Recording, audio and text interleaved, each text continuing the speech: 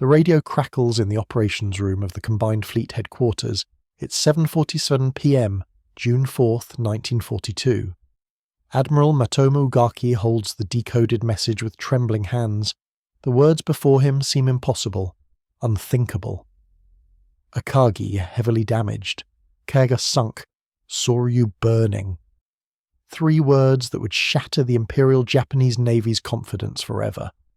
But this is just the beginning of a night that would see Japan's most experienced naval officers confronting the unimaginable. Their supposedly invincible carrier force had been destroyed in a single day. The morning had started with such promise. Vice Admiral Chuichi Nagumo's Kido Butai, the mobile carrier force that had devastated Pearl Harbor just 6 months earlier, was poised to strike the American base at Midway Island. 4 massive carriers, Akagi, Kaga, Soryu, and Hiryu, the pride of the Imperial Navy. Admiral Soroku Yamamoto himself had designed this operation. Midway would be the decisive battle. The Americans would be forced to commit their remaining Pacific Fleet. Japan would destroy them completely, opening the path to Hawaii, maybe even the American West Coast. At 4:30 a.m., the first strike waves had launched from the carrier decks. 108 aircraft roaring toward Midway. The pilots were veterans, men who had bombed Pearl Harbor, ravaged the Dutch East Indies, terrorized the Indian Ocean. They were the best naval aviators in the world. Then came the first troubling report. Lieutenant Joichi Tomonaga, leading the Midway strike force, radioed back at 7:00 a.m. There is need for a second attack wave.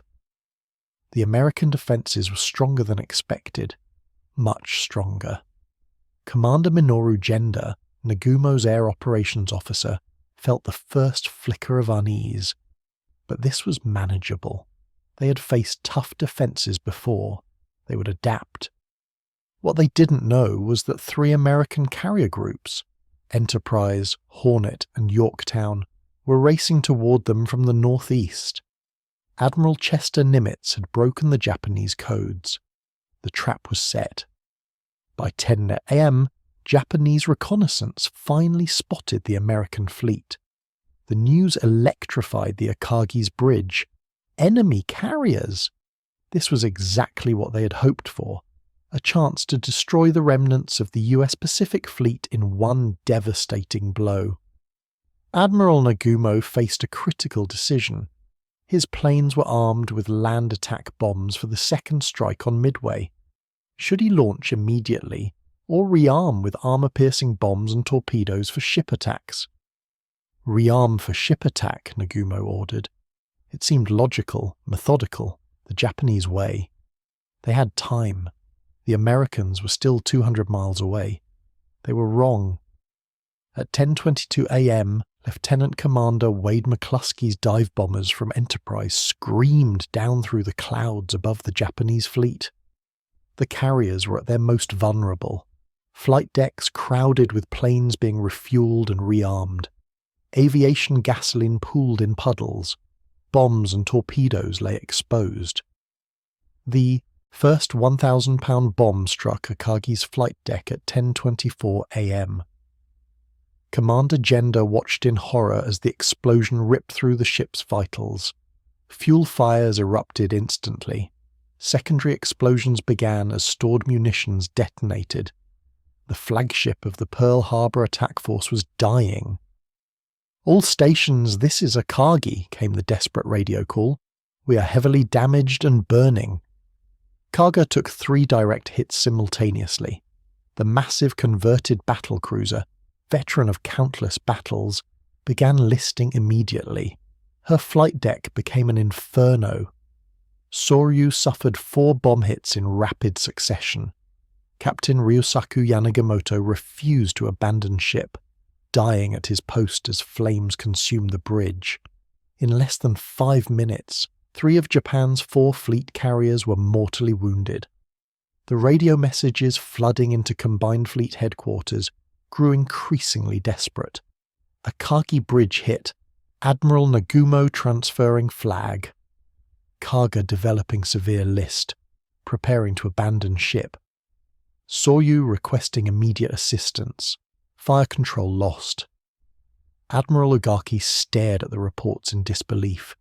These ships were supposed to be unsinkable. They carried the finest pilots, the most experienced crews. How could American dive bombers, planes the Japanese had dismissed as obsolete, inflict such catastrophic damage? But there was still hope. Hiryu remained untouched. Her fighters could still turn the tide. Captain Tomeo Kaku immediately launched a counterattack. "We will avenge our sister ships," he declared.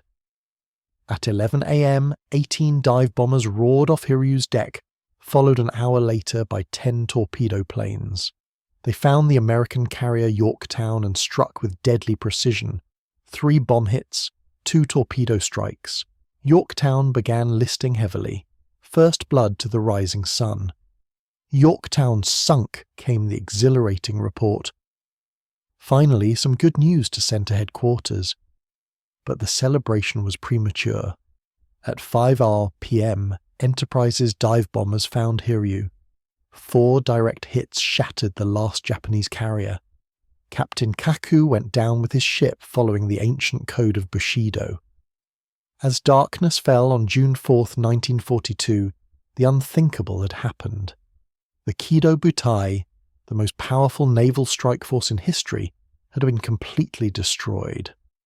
4 fleet carriers sunk, over 300 aircraft lost. Most devastating of all, more than 100 of Japan's most experienced pilots were dead. The radio messages reaching Tokyo grew more desperate by the hour. All 4 carriers lost, preparing to withdraw remaining forces. When this final report reached Admiral Yamamoto aboard his flagship Yamato, witnesses described his reaction as one of stunned silence. The architect of Pearl Harbor sat motionless for nearly 10 minutes, the decoded message crumpled in his fist. "Signal all forces," he finally whispered. "Operation MI is cancelled. All units withdraw immediately." But the psychological impact went far beyond tactical defeat. For over a century, the Japanese Navy had known nothing but victory. Their sailors believed in their invincibility. Their officers had been raised on stories of glorious triumph over the Russians at Tsushima Bay in 1905. Lieutenant Commander Yahachi Tanabe, aboard the submarine I-168, later wrote, "When we received the news about the carriers, many of us simply could not accept it. We kept waiting for reports that it was all a mistake, that our great ships would appear on the horizon. They never did." The mood at Naval General Headquarters in Tokyo was one of shock and disbelief. Rear Admiral Sadatoshi Tomioka, Chief of the Navy General Staff's Operations Section, recalled the moment. The reports seemed like fiction. In a single day, we had lost more naval power than in all our previous wars combined. The silence in the operations room was deafening. Captain Kamito Kuroshima, Yamamoto's senior staff officer, witnessed his commander's private anguish that night. The admiral sat alone in his cabin staring at the casualty reports. When he finally spoke, he said, "I fear all we have done is awakened a sleeping giant and filled him with a terrible resolve." Those words from the Pearl Harbor attack now seem prophetic. For the Japanese pilots who survived Midway, the psychological trauma was profound. Commander Shigekazu Shimazaki, one of the few veteran pilots to escape the disaster, later admitted, "We'd been told we were invincible, that our spirit and training made us superior to any enemy. Midway shattered that belief. For the first time, we felt fear." The cover-up began immediately.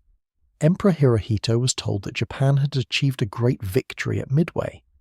The public received carefully crafted reports of enemy losses, while Japanese casualties were minimized or omitted entirely. But the surviving officers knew the truth. Commander Mitsuo Fuchida, who had led the Pearl Harbor attack but missed Midway due to appendicitis, was briefed on the disaster by traumatized survivors. They described scenes of chaos I could barely comprehend. Our finest ships burning like torches, our best pilots trapped in their cockpits as the carriers rolled over. It was the end of everything we'd believed about Japanese naval supremacy. The strategic implications were staggering. Japan had lost not just 4 carriers, but the irreplaceable core of her naval aviation force. The pilots who died at Midway represented decades of training and combat experience. Their replacements would be rushed through abbreviated programs, facing American pilots who were gaining experience and confidence with each passing month. Admiral Ugaki's private diary, kept secret throughout the war, reveals the depth of despair among Japanese leadership. June 4th will be remembered as the day the tide turned against us. We gambled everything on one decisive battle and lost. The road ahead looks very dark indeed. But perhaps the most telling reaction came from Admiral Nagumo himself. The man who had led the attack on Pearl Harbor returned to Japan a broken figure. Staff officers reported seeing him weeping privately as he read the casualty lists. When asked about future operations, he reportedly said, "I have sent too many young men to their deaths. I can bear no more." The myth of Japanese invincibility, carefully cultivated since the Meiji Restoration, died in the waters around Midway Island. The survivors carried this knowledge like a crushing weight. They had witnessed the moment when Japan's destiny shifted from expansion to survival, from offense to defense. In the months following Midway, Japanese naval strategy became increasingly defensive. The grand offensive operations that had characterized the first 6 months of the Pacific War gave way to desperate attempts to hold existing territory. The officers who read those first horrific reports from Midway understood what the Japanese public would not learn for 3 more years. The war was already lost. The words of Commander Gender, written years after the war, capture the magnitude of that realization. When I saw those first reports from Midway, I knew we had crossed a line from which there was no return. The Americans had learned to fight our kind of war, while we had grown overconfident in our early successes. That day marked the beginning of our long retreat toward inevitable defeat. The silence that fell over those Japanese officers as they read the catastrophic news was the sound of an empire realizing its mortality. In the span of a few hours on June 4th, 1942, the trajectory of the Pacific War, and perhaps world history, had been irreversibly altered.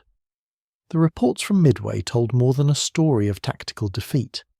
They revealed the moment when Japan's military leadership first glimpsed the writing on the wall, a preview of the devastating reckoning that would culminate 3 years later in the radioactive ruins of Hiroshima and Nagasaki.